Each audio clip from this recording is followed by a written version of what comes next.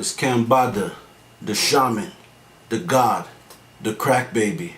And right now you're tuned in to Kofi's Universe, the number one and most truest source for hip hop news, reaction videos, sports, black culture, and much, much more. If you haven't already subscribed, hit that subscribe button now. Bada. Real story. Me, Hove, Ty, Emery, all sat in his office and wrote a treatment for the video. We was gonna fly in to Miami on jets, do it. The first verses on the runway.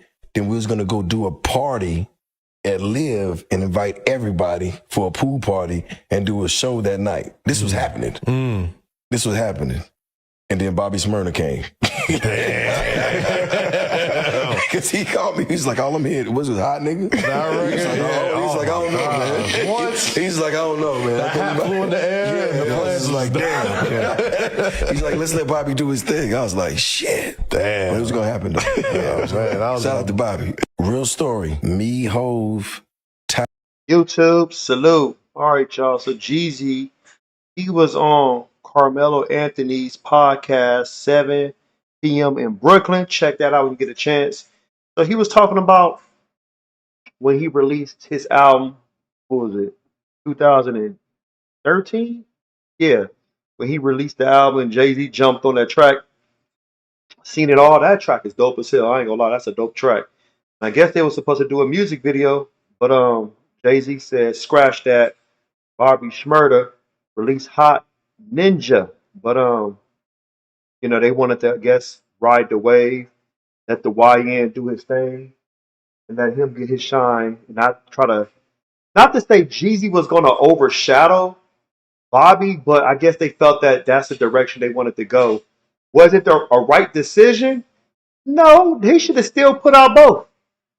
Because at the end of the day, yes, people would have been like, oh, yeah, look at Jeezy, whatever. But Jeezy has the momentum already as far as like, that was Jeezy, what, fourth album?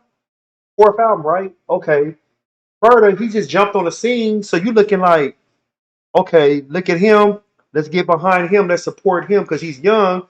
Yes, but at the end of the day, look at the bad investment. What happened? That comes with the territory because they got behind him. He had the number one track as far as in rap, as far as it was playing all over the country in bars, in um clubs. It's probably even playing overseas. I believe it was, but look what he did. He ended up going to jail. I'm not trying to shut him out or just make him look bad or ridicule him. But at the same time, though, you could have promoted both. You could have probably still did the video. My thing is that they could have probably, let's do the video. We're going to let Schmurder get like a month or two run. Then we're going to drop this. They could have still did that. And you could have had the best of both worlds. Everybody could have ate. That's how I'm looking at it. But, I'm not a president. I'm not a CEO. I'm just giving you my perspective because at the end of the day, that is a hard decision as a CEO to make.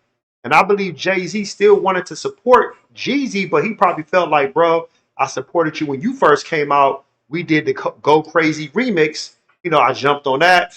I had your back. Not to say that he didn't care for him, but Jay-Z was always trying to help the artists at that time on Def Jam. Because remember, when he left Rockefeller Records, Rick Ross, he jumped on the Hustlers remix. He jumped on the Go Crazy remix.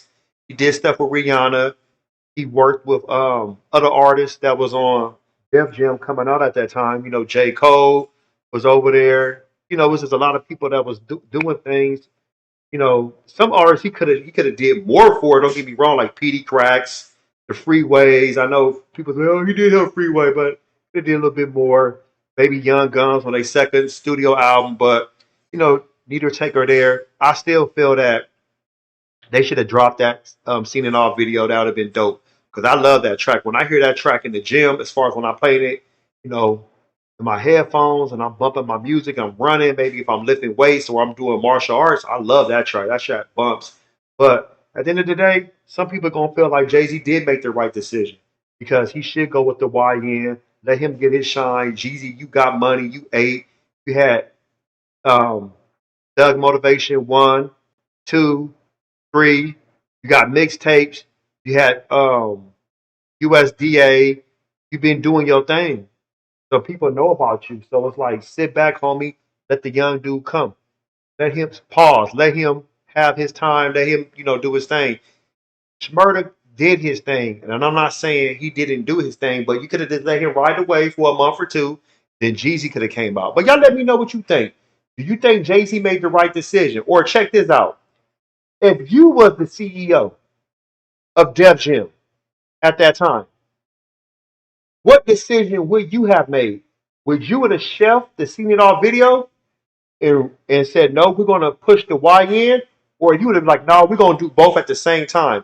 Or give me your perspective. Post your comments below. Poke smash Black Panther the like button. Subscribe to my channel.